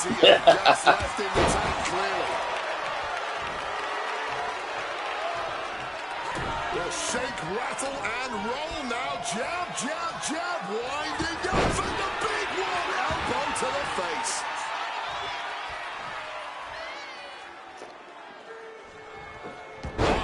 Hey, what's up? It's Sully Games. What you're watching is 2K26. And a guy who makes very sexy female created wrestlers. You're not the first one who gave me that reaction in my live streams.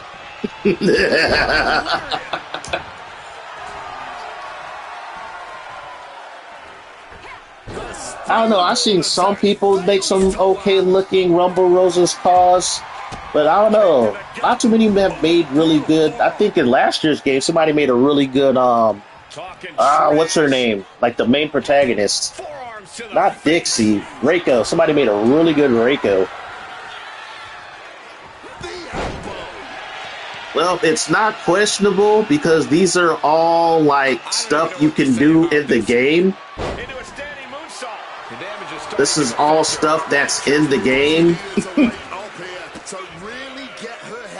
Except for like the face textures, the clothing, everything is in the game. These are no mods. It's just people are not creative enough. People are not creative enough in this game.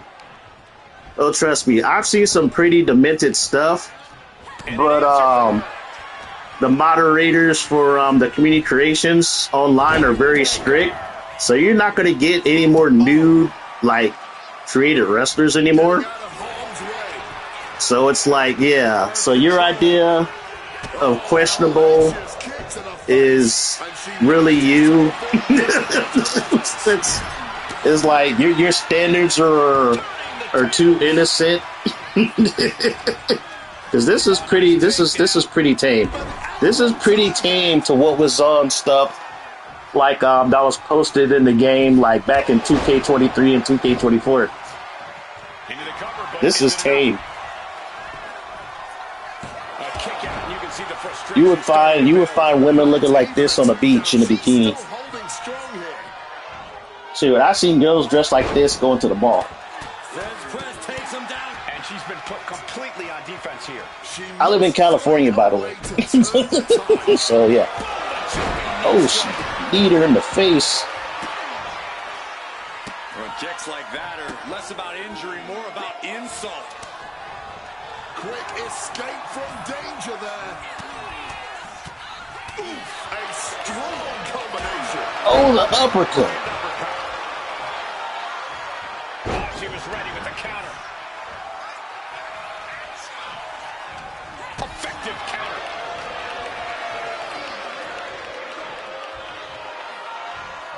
Oof, a bit of the sweet science there, man.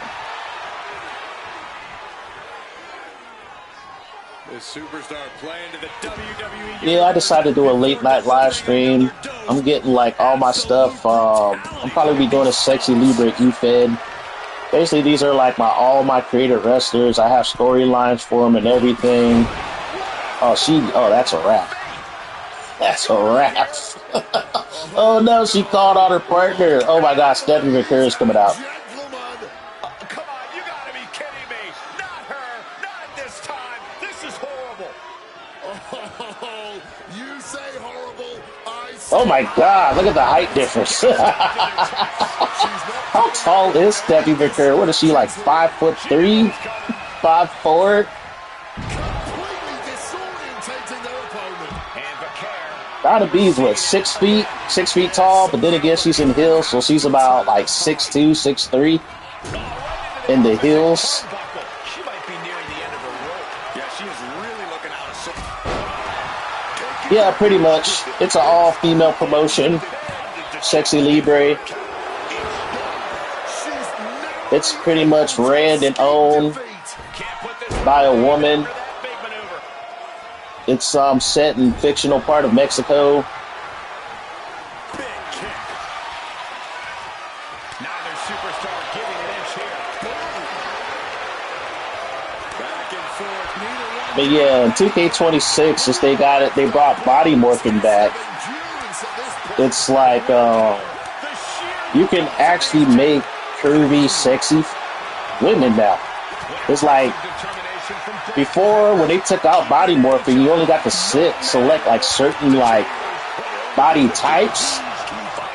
But because everybody gets easily offended, they didn't make them very sexy. But now they're like, you know what, we're going to bring body morphing back, kinda. So now you can give your woman a boob size that's about a D cup now. Before you couldn't. But in the SmackDown vs. Raw games, they actually did have body morphing.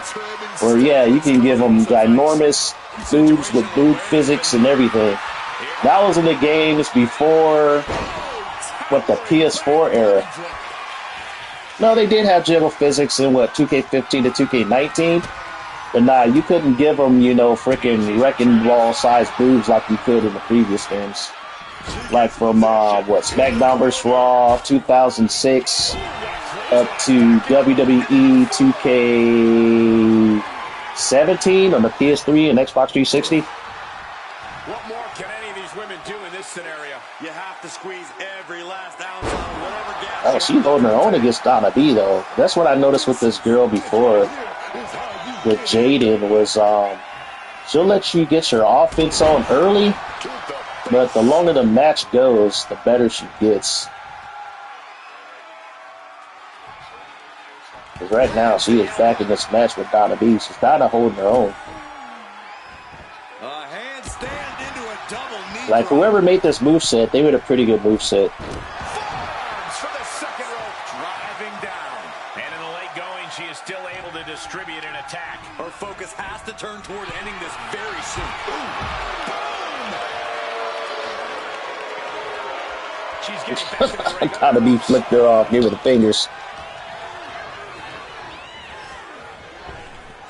Oh, she missed the kick. That's not good. You do not want to miss attacks. Oh, she reversed her again. All these reversals. Oh, uppercut. I'd have to admit, that is probably one of the best moves in the game. Is that grand uppercut, because it comes out so fast. It's like, even when I use Donna B online, that uppercut has saved my ass so many times. A quick reversal from her. Like, it's so fast that even if you time it right, you can uppercut people out of running attacks. That's how fast it is. And even, it's hard to reverse online, too. It's like, even if people know you have it in your arsenal, it's still hard to stop. Oh, this might be a wrap. She gonna hit her with the kick. Hit her with the kick. Oh, she didn't do it. Oh, she will now. Oh, will she do it? There it is. I think that might be a wrap. Hit her with the black mass. Yep, knocked her out. That's what Donna B does. She knocked bitches out. Let's look back on the action from the last match.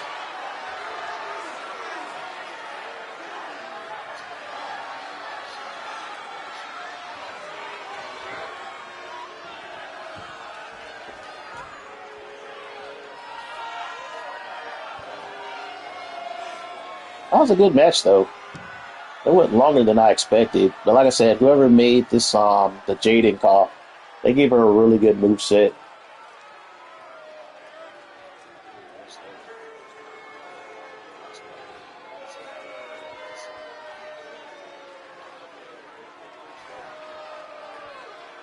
Here is your winner, the archetype, Donna the Punisher B.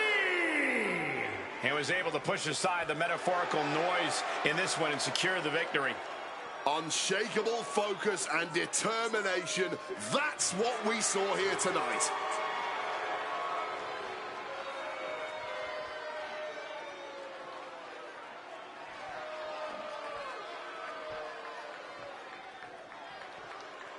I don't know. It's like with the modern games, I remember somebody discussed it. There's a lot of things good with the modern games. Like I said, I really like the in-game AI of the modern games since they're a lot more realistic than the older games. So the AI smarter where you can just like the spots, like just the spots of how the AI can now set up combos in your moveset. Even if you don't set up combos, the in-game AI will set up combos on its own. Like the in-game AI in the modern games is really, really good. It's like the only old games I could say that are just as good as like Here Comes the Pain, No Mercy, maybe SmackDown versus Raw 2006. But even some of the games that I like 2K19, there were some issues with the AI where some moments the AI would do really, really good. And then other moments the AI will be so brain dead that you're like, what the fuck? Even in this game, there is some brain deadness, but it's not as bad. It's like the game, when it starts to get brain dead, it will course correct itself for some reason. But I would say if there's something missing in the modern games, it's just like the person said on this one YouTube channel, it's like when you play Here Comes the Pain, all the like top wrestlers had their own individual like walking animations, had their own ways, like just a certain pizzazz and stuff that they had in their movesets. It was very arcadey, but it worked because you could tell by the way the characters move. They had their own special like ways they entered the ring. You know, even The Rock, even before he would do some of his moves, he would start to do, you know, his moves were more, everything was hand animated. So it just seems like it had more life to it, like in some of the older games. But I noticed I would like them to bring back the OMG moments from the 2K10, like from 2 that started in what WWE 13, where it's like you set them up in a corner on a barricade and you'll get an animation and then they'll do this devastating move. It's like they got the OMG moves in this game still, but they don't have the OMG effect. It's like I miss some of the dynamic camera angles and stuff they have. Yeah, I was talking about that earlier with my buddy Blueberry Ice. Yeah, they increased the reversal rate. Even on normal difficulty, it's the whole roster, especially in the game wrestlers, they increased the reversal rate. So even if you do have your AI sequences or your AI set, and late in the match, the computer will just start to come back and reverse everything. It will reverse like 5 or 6 of your finishers in a row. And you're like, what the fuck, dude? It's like when you simulate matches, they set up the perfect spot, and then half the time it doesn't get executed because the computer will reverse it. So yeah, I totally agree about that.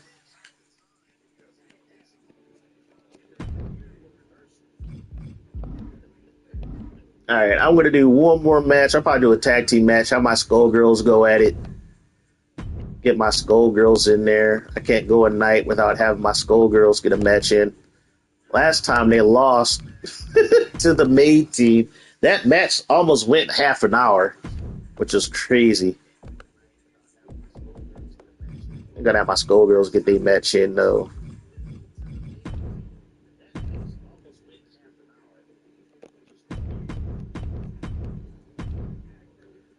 So yeah, they're my twin muscle mommies. You gotta have at least some muscle mommies on your roster.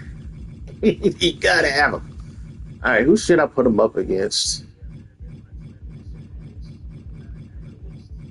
You know what? I'm gonna put them against the veterans. I'm gonna put them against Lucy Suzuki, Oops, not the young one, but I guess the old one. Lucy Suzuki and oops, crap. And Kei Kobayashi. I haven't made an interest for him yet.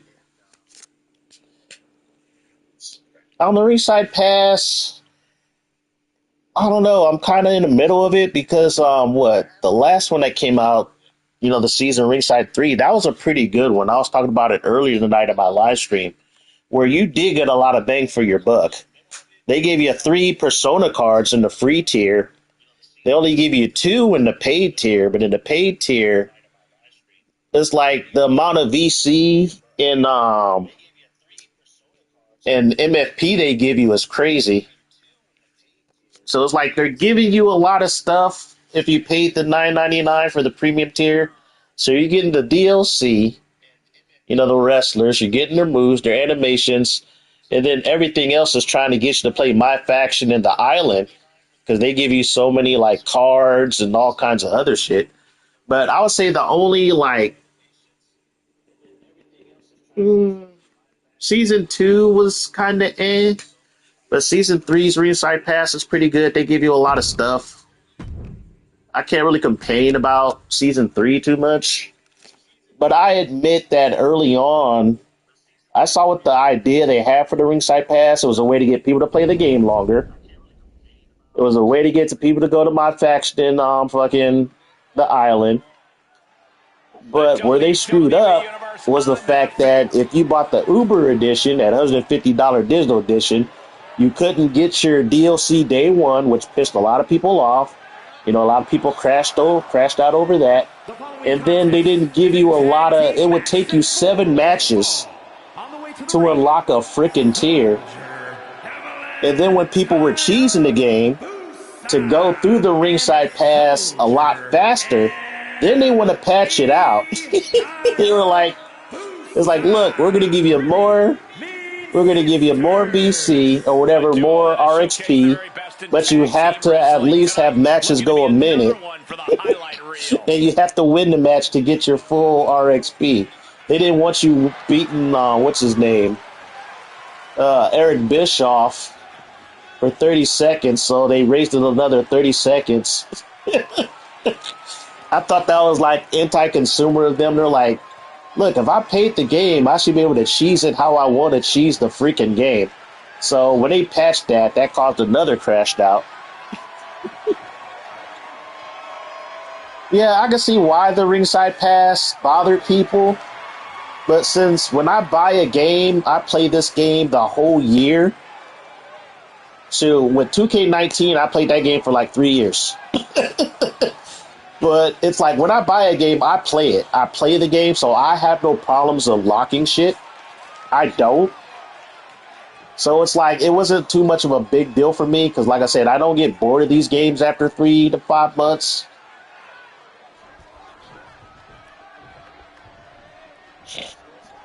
Actually, ringside one, like the first ringside pass was hard as hell. Because like I said, you didn't get a lot of RXP. And remember, it was 825 RXP. And remember, they reduced it. They reduced it to 725. And then I think after the backlash, they gave us like a free 20 tiers in the first 2 seasons. And if we didn't get those free 20 tiers, I would think I would still be going through I would still be going through like the first ringside pass. If it didn't give me the first 20 tiers, because like I remember, it's still set to 825 RXP. But yeah, those 20 tiers, those free 20 tiers help. And then what was it? Whenever you go through the ringside pass, they give you those tokens. So where they give you 50% more RXP whenever you win your matches. No issue with that attack. Hey, sometimes desperate times call for desperate. So it's like I can only wrestle. You wrestle 5 matches, you'll pretty much unlock a tier if you use the 50% token.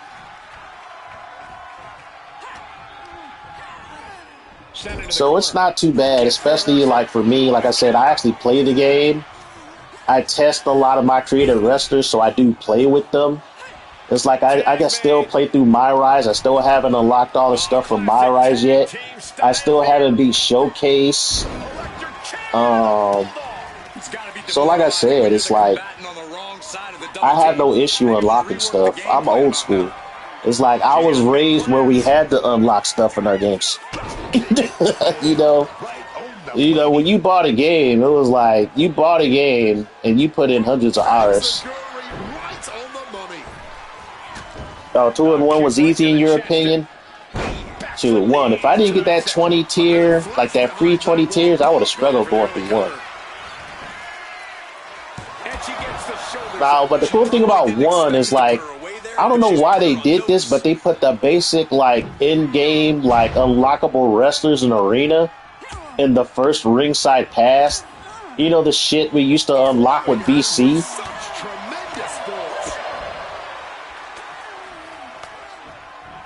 Denied via a wicked punch to the stomach.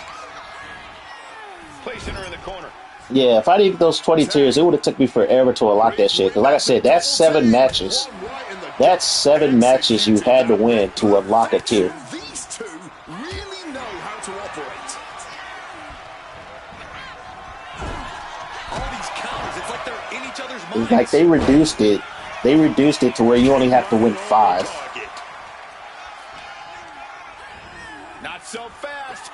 Were you using the freaking Eric Bischoff method, or were you just playing the game a lot?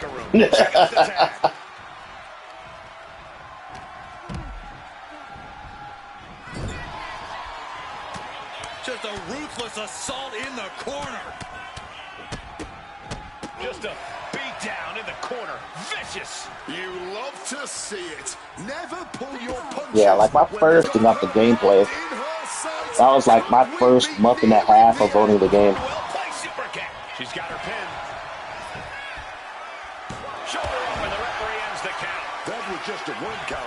It's clearly going to take a whole lot more to get this thing done. It was like, I think I got halfway through Ringside Pass 1 until they gave us that free 20 tiers. And then when they gave us the free 20 tiers, then that's how I completed that Ringside Pass. I only had to play, I had to unlock like 2 more tiers and I finished it. After that 20 tier boost. Yeah, Ringside Pass 2, I went through that one pretty fast. Ringside Pass 3 has taken me a while. But that's because I've been busy. You don't know the Eric Bischoff thing? Basically what you do is you take Eric Bischoff, he's like the lowest rated wrestler in the game, and then you use someone like CM Punk. And basically CM Punk, he has one of the best submission moves. And basically the match would only last 30 seconds. You know, you can also set it to where you can give yourself your wrestler finishers for the beginning of the match, so that's what people did too. And so yeah, you just give your CM Punk 3 finishers, and go against Eric Bischoff, and you put the difficulty on normal, and you can win that match in 30 seconds. That's how people were farming the Ringside Pass. Because remember, in Ringside Pass 1, you had to actually go through like all the tiers to unlock all the DLC you paid for. Up into the electric chair. It wasn't until like the second Ringside Pass that they made, you know, your DLC wrestlers like unlockable like at tier 1. Focusing their attack on the arm with the arm wringer, and now attempting to chop down their opponent with a series of strikes. Oh, you're stuck on 18? I think I'm up to like 20 something in Ringside Pass 3.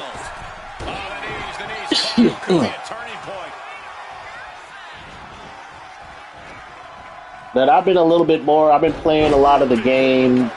I've been not showing my live streams. That's because I've been testing stuff. I've been playing online. I've been having some fun matches online though with people. That's because people like my creative wrestlers. That's why. I only use my female wrestlers and I take them online. Everybody's like, "Holy shit!" Impactful connection from the hip attack. Oh my God, Skullgirls are getting their ass kicked. Good night, bonsai drop. That's what they call the bonsai babes. Feeding off their energy. Snapmare. But yeah, I would have to say, Back in this thing. I don't know. I encountered like some cheesers in this game, but Partner in time. I would say the one good thing about this game, because of the stamina system, it's a little bit easier to handle the cheesers who play online. Tag made right there. Now, granted, there are some really good-ass players, and there are some moves that are broken, She's taking her share. but just the fact that people can get tired and not just run spam you all day with spears makes online play a lot more tolerable. Tremendous series of kicks. I don't even know what to say about this. Into a standing moonsault. Gesturing to her opponent. Actually, I had some hate mail like a few times. I got people sending me, calling me a cheeser. Like, granted, you'll get people who don't play these games religiously like I do. I don't consider myself good. I consider myself decent, but it depends on what wrestler I'm using. Like, if I'm using, like, Lil Susu, yeah, I can hold my own with anybody. If I'm using Donna B, I'm pretty good, but I still lose. But it's like, I beat people, and they get so butthurt. But the funny thing is, they lose off the most basic shit. I'm like, why aren't you reversing my shit? I'm so used to playing against good people when I actually do encounter people who are new, who are just bad. It's like, I feel kind of bad, but at the same time, you don't know who you're playing, so you can't hold back. It's like, I learned that the hard way. Sometimes you hold back, you get your ass kicked. So it's like, you know, I got hate mail from some people. They'll be like, why are you cheesing? Why do you do this? Why do you use submissions? I'm like, bro, it's a part of the game. I said, you don't play no fighting games, do you? She's going for the victory. And she fights it off. All right, man. Thanks for stopping by, joining the chat. You have a good night. She gets put in the corner. Tag. What could they be setting up for? Oh my God, I haven't seen the Skullgirls do this move in a while. Goes the Tower of Doom. What a reversal. Holy cow. Man, this match is insane. This athleticism. Pop up Hurricane Rana. She makes the tag. But yeah, so far the Bonsai Babes, they are just giving the Skullgirl an education. Big time cutter. Skullgirls are kind of holding their own and kind of getting their ass kicked at the same time. Oh, that's reversal. With the reversal. Yeah, I get a lot of people like who come into. Oh, you're back? Double team coming. Oh, it's Lag Central. Oh my God, they did it! I don't believe it. And only gets a 1 count. Actually, we did get a patch not too long ago. But I have noticed with each and every patch, like, something in the gameplay gets changed. But I also noticed right now the Skullgirls are doing a lot more different tag team moves than they were doing before. But it looked like they kind of fixed tag teams. Heavy body shot and an uppercut. And a Oh, uh-oh. Like I said, right now Evelyn's in the match. Evelyn is the closer. She's the one that usually wins the match for the Skullgirls when they wrestle.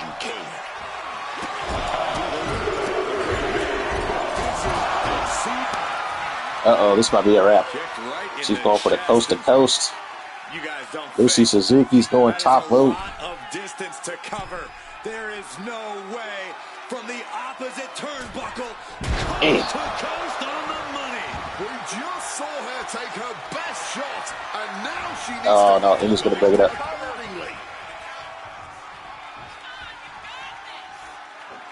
Oh, my God. Oh, got the Oh. knees up. Saw it coming.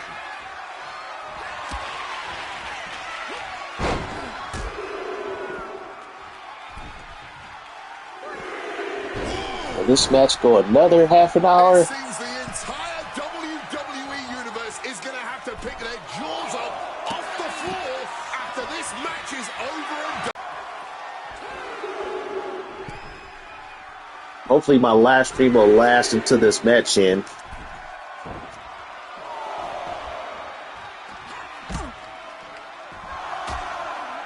Right now, this match completely fell apart. They're just attacking each other, not getting back in the ring. Shot right to the stomach. Slipping out of the way there. Uh-oh, here comes Lucy to help out Kay. Oh, Kay got suplexed. Uh-oh. Sonya Del Sol.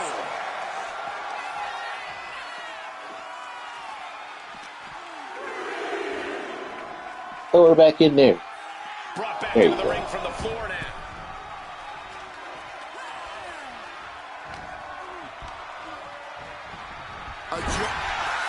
Oh my god. Oh my god. Is Evelyn gonna make her tap? Will they tap? Is hope fading? Oh no. Oh, she broke out of Squeeze it. out the hold. And she does. Totally helpless at the moment. Ooh, really gut buster. Buster. Now she tagged in This Kay. has been a clash of epic proportions. If I wasn't here, I would think this match was a myth. Oh, but it bonsai drop. That might be a wrap. Tucker in, that could end 2, the night. 3, yep. Some boy superstars, aka the Bonsai Babes, win it. I knew they were gonna win it. Matches of the year. Let's take another look at some of the action.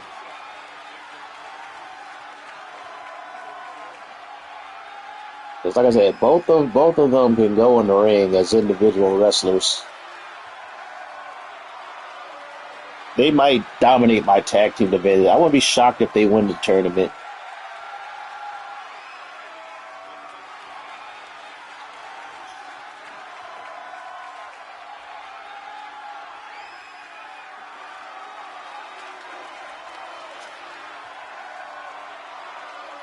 Yeah, a lot of people, they'll come in here, they'll see my wrestlers, they'll be like, man, what the hell am I watching?